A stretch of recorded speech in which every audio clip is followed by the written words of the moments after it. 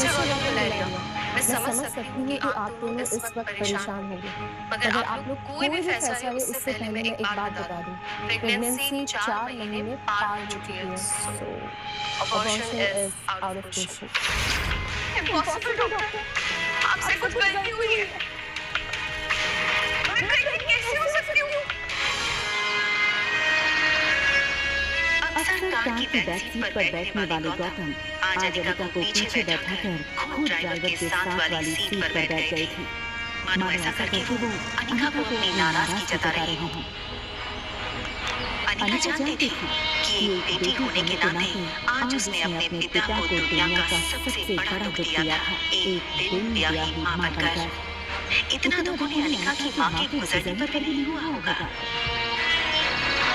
अनिका को ऐसा लग रहा था मानो मानो आज आज मनाली का मनाली का हर हर इंसान इंसान उसे उसे सवालिया सवालिया नजरों से नजरों से बस बस एक ही एक ही सवाल सवाल पूछ पूछ रहा रहा हो हो कि कि कौन कौन है है इस इस बच्चे का बच्चे का बाप। बाप। लेकिन लेकिन इसका इसका जवाब तो जवाब तो अनिका के अनिका के पास भी पास भी नहीं नहीं था। था। Guleria Guleria house house British के ब्रिटिश के जमाने का जमाने का मकान मकान था। था।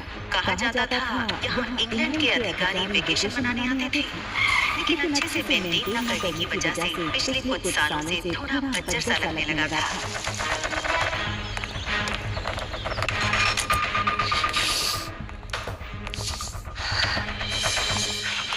अनिका अनिका कमजोर कमजोर शरीर शरीर और और भारी भारी कदमों कदमों से से गौतम के गौतम के पीछे पीछे पीछे पीछे घर में घर में दाखिल दाखिल हुई। हुई। बिन बिन माँ माँ की की पली पली बड़ी बड़ी अनिका अनिका को को आज आज सबसे सबसे ज्यादा ज्यादा जरूरत जरूरत थी थी तो तो उसके उसके पापा पापा के के इमोशनल इमोशनल सपोर्ट सपोर्ट की। की। मुश्किल से एक मौका मिला था हमें हमारी जिंदगी फिर से बेहतर बनाने का। नसीब वाली थी तुम जो तुम्हारी डोगरा खानदान के इकलौते वारिस कुनाल डोगरा से शादी हुई थी। Do you know कितने पावरफुल मनाली का सबसे पावरफुल खानदान डोगरास हमारे सारे कर्ज पेंडिंग केस हमारी हर तकलीफ से हमें बाहर निकाला। लेकिन शादी के 24 घंटे में हमारी जिंदगी वापस से जहन्नुम बना दी। उन लोगों को अगर तुम्हारे इस कारनामे के बारे में पता चलेगा तो पता नहीं क्या होगा। और तुम्हारी छोटी बहन कामिनी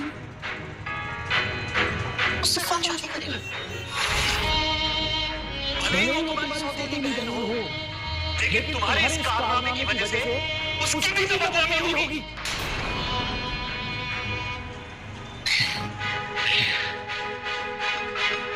तब तक ये मामला खत्म नहीं हो जाता बहन।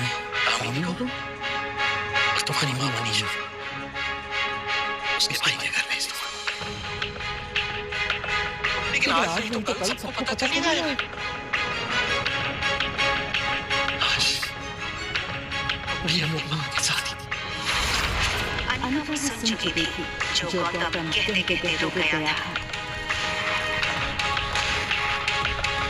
अगले दिन सुबह गौतम ने घर में लगे सारे सीसीटीवी के पिछले 5 महीने की फुटेज को खंगाला और बारीकी से देखने के बाद वो हैरान रह गया था कि पिछले 5 महीनों से छोटी मोटी बीमारी के चलते अनिका घर के बाहर कहीं गई ही नहीं थी। ये देखकर गौतम का गुस्सा अब आश्चर्य में बदल गया। उसे इतना तो समझ आ गया था कि कहीं कुछ तो गड़बड़ थी। देखभाल के लिए एक नर्स रखी गई। लगातार देखभाल और दवाइयों से अनिका की सेहत में काफी सुधार आया।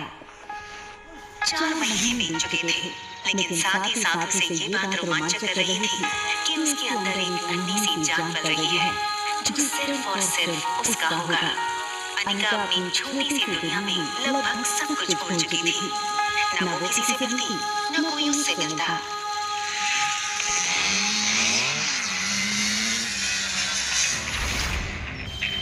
अनिका ने जैसे ही लड़की को देखा, उसकी धड़कन मानो डर और टेंशन से तेज हो गई।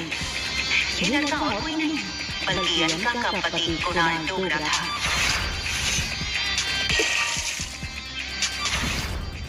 कुणाल की शादी अनिका से भले ही उसकी मर्जी के खिलाफ करवाई गई थी, लेकिन अपनी बीवी की कोख में किसी और का बच्चा देखना कोई भी मर्द बर्दाश्त नहीं कर पाए। कुणाल शादी के मंडप से सीधे दिल्ली अपने कॉलेज की पढ़ाई करने चला गया था और वहीं पहुंचकर शादी के दूसरे दिन से अनिका की प्रेगनेंसी की खबर मिली थी। अरे कुणाल बेटा, आज अचानक से तुमने फोन किया कि तुम्हारे कॉलेज की तुम्हारी छुट्टियां शुरू हो गई। कमाल है, 4 महीने के बाद मैं घर आया, अपने दामाद को इस तरीके से वेलकम करेंगे। और वैसे भी बहुत कुछ बदल गया है यहाँ।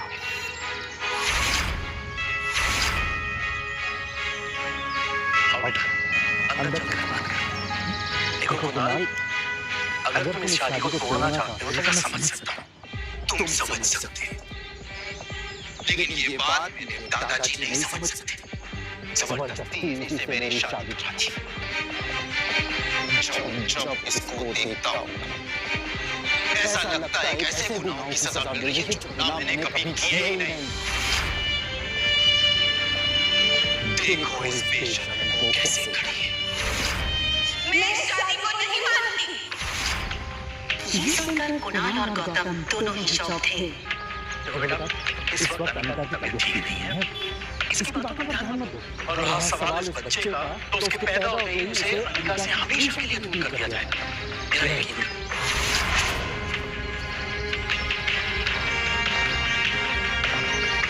ठीक उसी पर अचानक से अनिका के पेट में जोरों से दर्द शुरू हो गया। दर्द के मारे एक झटके में अपनी पीठ के बल गिरी।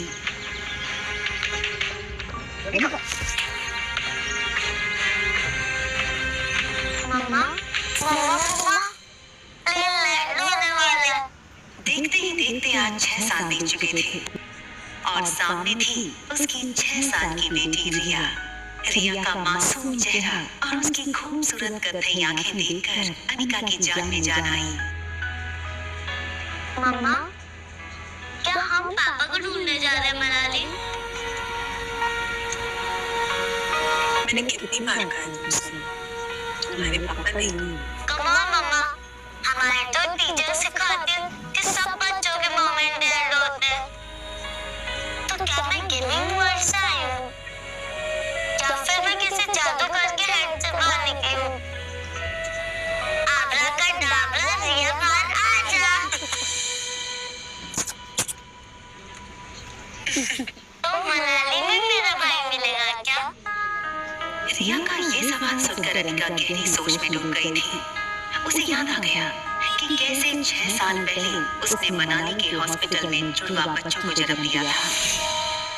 अनिका के पापा गौतम की कदकाठी के एक आदमी ने उससे उसके दोनों बच्चों को छीनने की कोशिश की थी। कमजोर अनिका ने बड़ी हिम्मत से उस आदमी को रोकने की कोशिश की और उसका सामना कर रिया को तो बचा लिया, मगर अफसोस कि वो अपने बेटे को नहीं बचा पाई और वो आदमी अंधेरे में उसके बेटे को लेकर भाग गया था।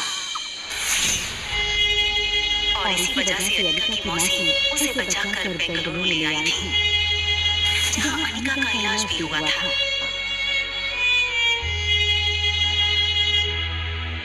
हालांकि इन 6 सालों में अनिका पूरी तरह से बदल चुकी थी।